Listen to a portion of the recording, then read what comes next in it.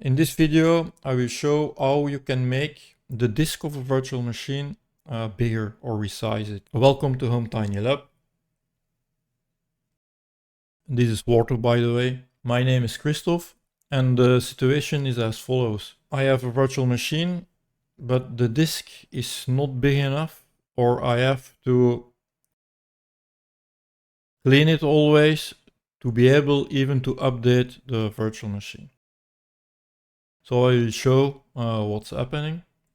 And then the environment that I'm using is XCP-Ng as an hypervisor, Xen Orchestra to maintain my environment, and then the tools that we will use is the Ubuntu desktop ISO and Clonezilla, and another utility will be GParted to repartitionate the disk that will be used by the new virtual machine.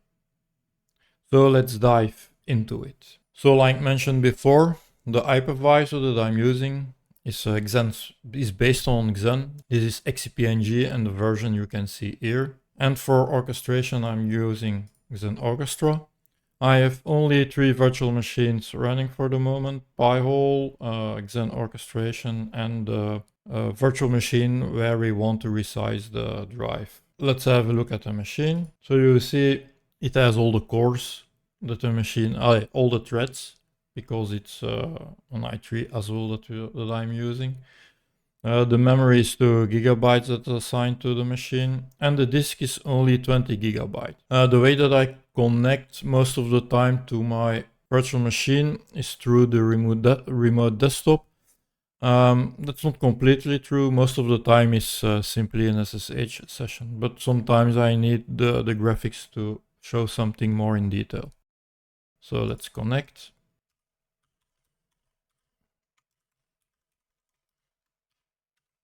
And here we already see the first sign from what's happening.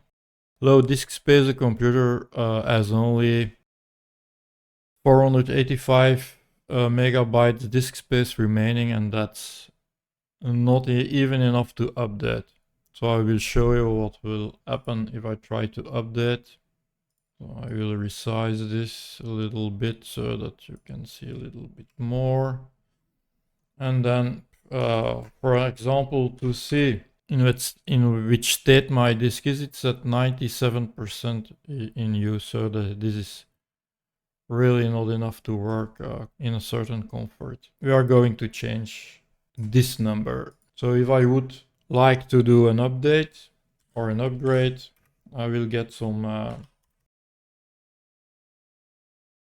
don't want to see the list that can be upgraded, so I'm going to simply try to do an upgrade. Here you have already the message: you don't have enough free space in cache apt archives.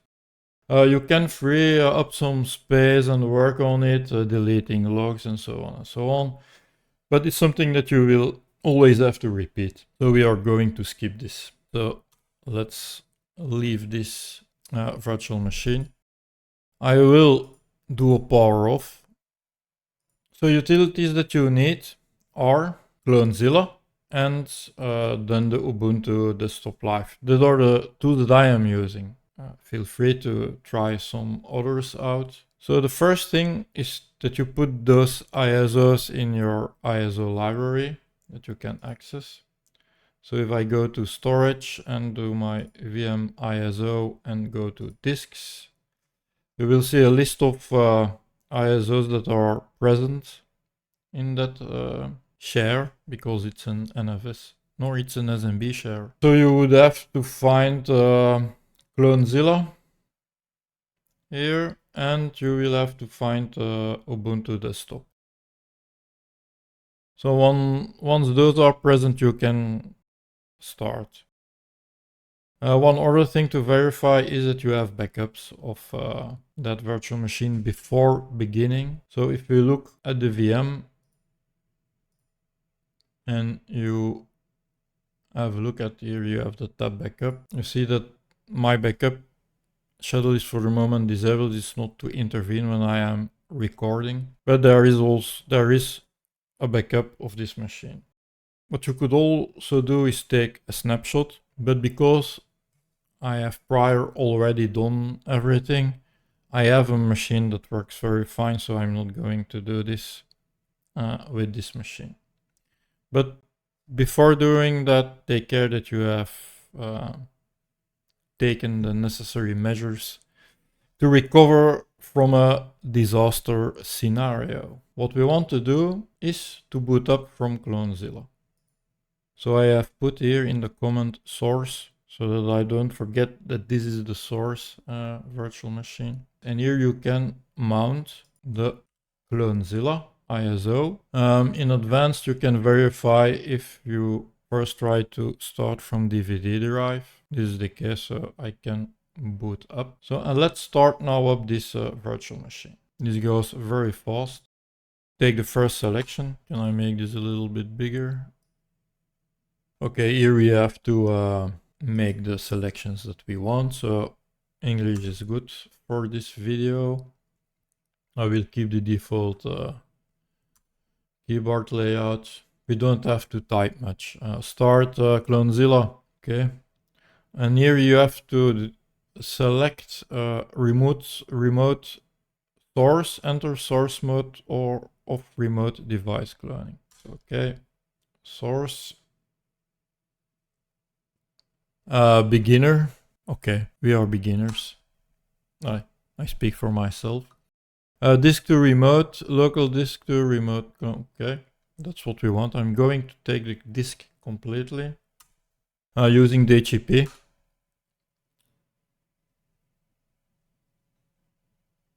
Okay, this is the disk that we want to clone. Okay. Skip checking, repairing source file system. Okay, I'm going to skip this. Use the partition table from the source disk. Okay, I'm not going to do this immediately because it's less intuitive to do it now. So, okay. Choose reboot or done when everything is finished. Okay, I want to make the choice myself. Okay. Enter to continue. Here you have the IP address that we need. So from now on, the virtual machine is in a state where it's waiting for the target machine to come up. So we have to create the target machine. This will be the new virtual machine that we will use. Let's go to VM and click on New VM. Select the pool. Select a template. For a template, because Pop! OS is based on Ubuntu, I will choose that. The name is Pop YouTube, and the description resize disk. This was 4, and I think that this was 2. And you can always change that afterwards. That's not the big problem. Then we have to select the boot media, and remember, that was Clonezilla. Don't mess up the versions of Clonezilla. If you have multiple versions, if you don't want to have any trouble, select the same version that you are using for your source. Network, okay, this is correct, I think. Okay, we will see how it will start. And here, because the whole point of the video is to make this bigger, let's put here 100. So from the source it was 20, and our destination will be 5 times bigger. My destination source storage will be shared storage, and I'm going to take an NFS drive. The 10G is that it's on a 10 gigabit connection. And I will leave all the other things at default for the moment. So let's create, and hopefully it will boot up. And we will have the same screen for this machine that we had for the source one. If we will go to console mode, okay. And the first choice is what I want to use. Let's make this bigger again. Okay, we are there. The same thing, English, keep the default keyboard layout. Start Clonezilla. Okay. Here, remote destination. Enter destination mode. That's what we are going to do. And we will have to enter the IP address. But for the VM, you will have the GP address. And here it was 150, 157. If it's a mistake, okay, we will not have a connection. Restore ports, restore image, restore disk. Okay, this is the disk I want to use. Destination device on this machine. Okay, enter. Okay, yes. Again, yes.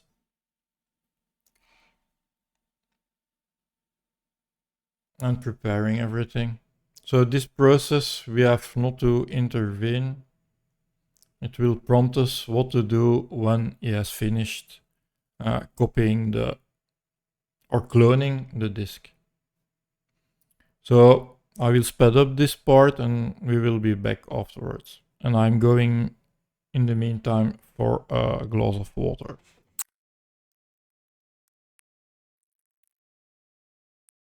Okay, almost done for this part. So don't forget to schedule downtime if you're working in operational environment. And again, don't forget your backups. There we are. Cloned successfully. We will see that when we will boot up the machine after the resizing of the partitions. Okay, let's go to the source machine.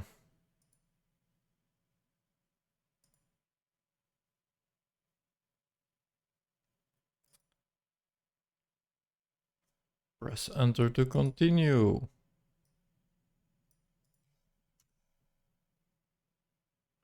And we want to power off this VM because we don't want to use it anymore. Please remove the live medium. Okay, we will do that. And press enter, why not? And the machine is altered. To be sure that it would not power on.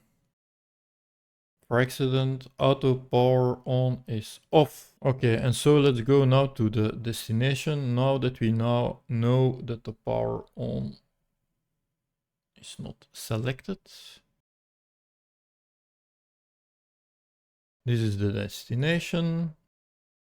And we will also power off the system to be sure. But here we are going to reboot the system to see if it starts up again. But I'm going to check here auto power on so that I will not forget it. And the boot order is here, the hard drive. That is something that I have to change. Also, for the next boot that we will have to do after the test boot, let's select reboot.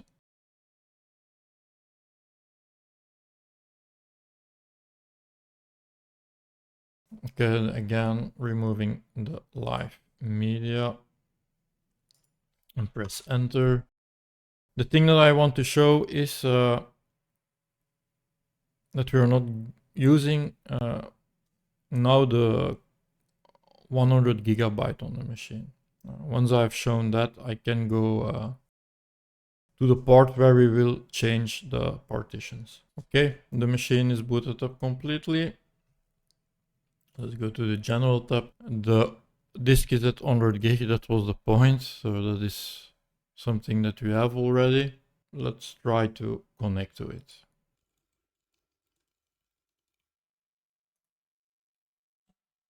So now that we are logged in, and let's look at how the disk space is. So we see that we are still at now the 98% and that we still are not at a bigger size. In total, we only have our 20 gigs. So the 16 gig for the virtual disk and 15 gig is used. So we have to change this. So to do this, I have to sudo power off the system. So this is powered off. And then we going to disks and we are going to look for the Ubuntu desktop. So don't use another version, not the live, not Ubuntu Mate. Go for the desktop. So, or if you are certain of what you are choosing, go for that. Okay, and this is mounted. So normally it will boot up from this. So let's click start. Okay, for a change we will work from this screen. Normally it's not a difficult process to do. To be at the safe side, it's always best to take a snapshot. So I'm going to do this for the first time for this machine. So if something goes back, I only have to roll back. Try not to forget, if you're working in a virtual machine environment, if you're doing changes, to make a snapshot so that you don't have to go back to backups or another mechanism that you have in place. Okay, still waiting to make my choice here. So here we have to select try Ubuntu, not install Ubuntu, try Ubuntu. And let's click on this. Okay, so once you are booted up, you have to launch GParted. Yeah. My keyboard is not a QWERTY keyboard, so it makes it a little bit challenging. And here you can select resize, move. Click on this, and here you see free space following. So this must be, that must be 0. Okay, and free space preceding, it's now the number that was here. So resize or move. Okay, so now we have moved the swap partition, and now we have to extend this partition. So let's resize this, and here you can simply drag this to the end, and let's do resize, and let's commit the changes. So apply, and this operation takes also a time. Let's look at the details. Okay, here he moved this partition, and here he did a grow from 16 to 96 gigabytes. So let's close this also. And if we now do a power off, so we have to remove the ISO to boot from, and then we press enter, and now we will have again our pop workstation that will boot up. Oh no, I did a power off, so I have to click on start. Let's go in console mode. So we have something to see. Okay, let's log into the console from here. Also a possibility. And let's do the command to see how the disk space is now. So in use we only have 70%, and our size is 95 gigabyte, used 15 gigabyte, and available 76 gigabyte. So now we have the possible, and we don't have the warning that we are running out of disk space anymore also. So we have migrated our complete system to another virtual machine with a bigger disk. But in fact, it's the same virtual machine. It's how you look at it. So now I could do or run an update. So I will start the update. It's better with a complete command. And now the upgrades. Let's give qualifier yes, so that we can see the process run. So it's busy now. This will take a huge time because I was some time behind updating. But okay, so we have done resizing of the disk and now we can go in full production again. So this process can also be used to migrate a physical machine to a physical machine with disks from different sizes. Or you could migrate a physical machine to a virtual machine or a virtual machine to a physical machine. All those things are doable. Do not forget before you begin that the disk space that you want to use, that it is possible. And the only thing that I have to add is, do you have another way to do this process? Or do you know another way? So yes, let me know in a comment. And don't forget to like the video if it was helpful and subscribe for additional content like this. I will be happy to see you again in another video. Thank you for watching.